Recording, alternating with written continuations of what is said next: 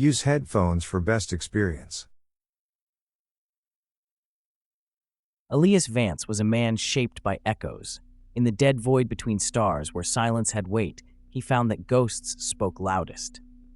Now, as he guided the tethered shuttle toward the derelict mining vessel Goliath, the ghosts seemed deafening. The ship loomed like a tomb, vast, crippled, and silent. It hung in geosynchronous orbit around asteroid NV-1212, like a spider clinging to a corpse. The outer hull, once silver bright with concordance insignias, was now scarred with burns, dents, and alien glyphs etched deep into the plating as though the metal itself had bled them. Elias exhaled slowly. No signals, no transponders, not even a distress flare. Behind him, Communications Officer Mara Jensen adjusted the gain on her panel, frustration creeping into her voice. No response on any frequency. It's like the entire crew vanished mid-transmission. Final logs corrupted, timestamped 3 weeks ago. Just static and breathing. Elias gave her a sidelong glance. Her eyes were sharp, but fear buzzed beneath the surface. This was her first deep salvage. For Elias, it was his sixth. The others hadn't ended well. "You sure this is the right ship?" she asked, her voice too small for the vacuum beyond the viewport. He didn't answer. There was no mistaking it.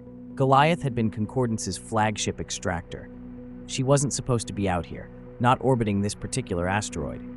This place was off limits, designated Red Zone 13, restricted after the last prospector team unearthed something buried beneath NV-1212's crust. Something alien. Elias triggered the docking sequence. Hydraulic arms groaned and locked onto the Goliath's external port. The shuttle's umbilical extended and sealed. The transition light blinked green.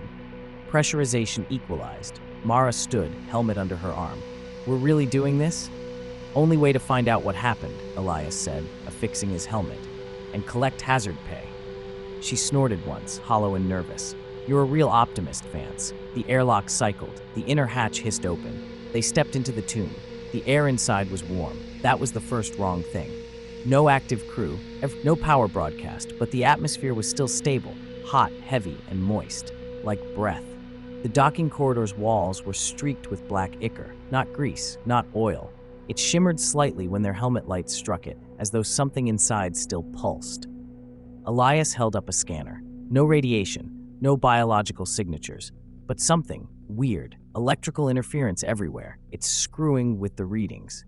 The moment they passed the blast doors, the ship's emergency lights stuttered to life, red pulses illuminating bulkheads carved with deep gouges. Claw marks. Elias ran his gloved fingers across one and found soot baked into the grooves. Mara moved beside him, torchlight swinging. What did this? Whatever it was, it bled power. This place is running on fumes. Elias accessed the nearby control panel. Static crackled, and then the ship's intercom came alive in a low, garbled rasp. "Welcome, Goliath, containment protocol. Breach, breach, breach." The message repeated, more distorted each time. Somewhere far away, metal groaned, an organic sound, like the ship was breathing.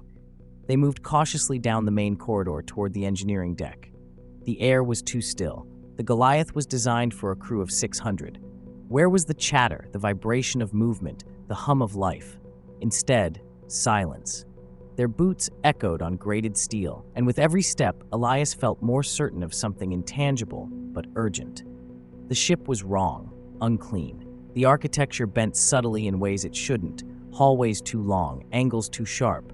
There were doors that didn't exist on the original schematics. They passed the rec sector. The glass doors were shattered inward. Elias paused. Inside were rows of tables, upturned and streaked with crimson. The smell of copper hung heavy. A chair rested in the corner, strapped to the floor. Dried handprints smeared the walls in spirals, as if someone had danced while bleeding out. Mara choked behind her visor. "My God!" He placed a steadying hand on her shoulder. "Don't look too long. They're not here anymore." She nodded tightly, visibly swallowing her revulsion. When they reached engineering, they found the first bodies. At least, they had once been bodies. Now, they were something else. Fused to bulkheads, melted into consoles. Their limbs had grown long and needle-thin, bones stretching like soft clay. Some hung from the ceiling by what looked like exposed vertebrae, and always that same black ichor, congealing around the wounds. Mara's voice trembled. These people, they didn't die in pain, they became pain. Elias didn't respond. He moved toward the main conduit, where coolant pipes had ruptured and spilled frostbite into the air. There he saw something impossible, a face. Not attached to a head, just a face, pressed like parchment against the inside of a cracked conduit. Its eyes blinked once, then dissolved. Elias stepped back, his pulse thudding in his ears. The ship's infected. With what? I don't know, but it's reshaping things. Bodies, walls, machinery. Mara knelt by a control console, tapping in commands. The marker. Elias's blood chilled. Say that again. It's in the log fragments. The marker is whispering. That was the captain's last message. That name. Elias had heard it once, on a station 3 systems away that Concordance had sealed off. Everyone who'd spoken of it had disappeared or gone mad. The marker was no tool. It was an object of worship and infection. Elias stood. Where is it? Cargo Bay Theta, Mara replied. Deck 12. They were transferring it when, whatever this is, started. A loud clang interrupted them. Behind the coolant pipes, something moved. Something fast. Elias raised his plasma cutter. A hissing shape darted from the shadow, a creature of slashed flesh and metal bones, with limbs where no limbs should be. Its mouth opened vertically, revealing rows of needle teeth. Elias fired. The bolt struck its arm, shearing it off, but the creature didn't scream. It kept coming. Mara blasted it with her stun gun, lightning arced across its form. It collapsed in spasms, but didn't die. Instead, it curled up, and bone blades emerged from its back. Go, Elias shouted, grabbing her hand. They ran, down twisting corridors now more alien than familiar. The lights above flickered in rhythmic spasms, like a heartbeat. Behind them, the creature gave chase, shrieking through air ducts and open doors. They reached the vertical tram shaft. The elevator was already descending. Elias slammed the override. The doors opened. They threw themselves inside. As the doors shut, a sliver of the creature's claw jammed into the gap. Elias stomped on it. Bone cracked. It recoiled. The doors slammed shut. The elevator rose. Mara sat slumped against the wall, panting. This isn't salvage. This is hell. Elias said nothing. Then the lights went out. And in the dark, a voice not their own whispered, "You shouldn't have come here." The elevator jolted mid-ascent, rattling with a force that threatened to tear it from its guide rails. Elias grabbed a wall handle, planting his feet wide. The lights sputtered, off, on, then off again, until only the red glow of their helmet lamps illuminated the car. A sick, wet noise came from above, something moving across the shaft walls. Not climbing, slithering. Power fluctuation, Mara said through clenched teeth, voice breaking over the comm. Something's overriding the controls. We're not alone in the shaft. A loud bang echoed from the roof of the car. A dent appeared above Elias's head. Then another. Claws screeched across the metal surface. Mara drew her sidearm. If it gets in, the emergency hatch above them popped loose. A black appendage slithered through, twitching like a tongue tasting the air. Elias didn't wait. He fired a plasma bolt directly into the hatch.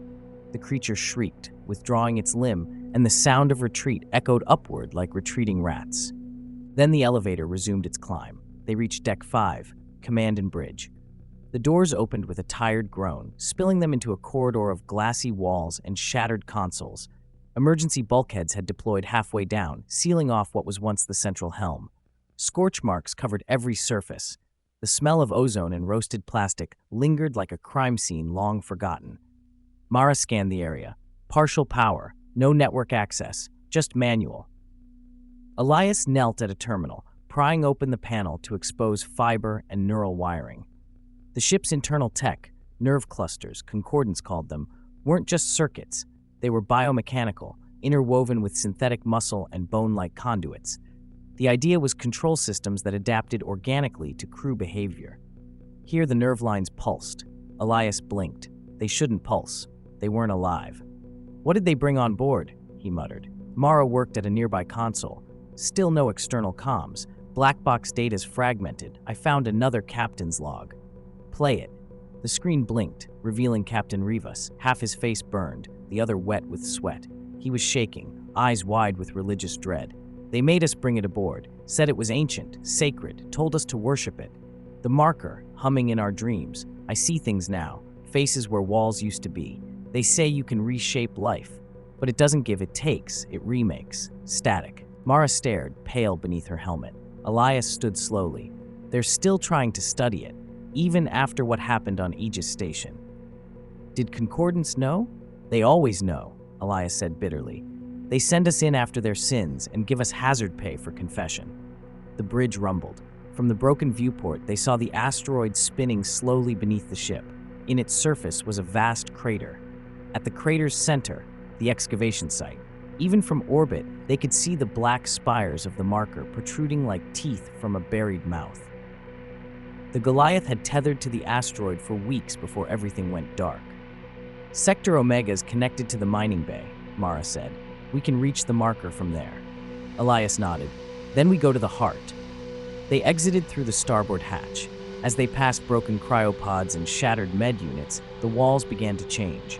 Panels opened like pores.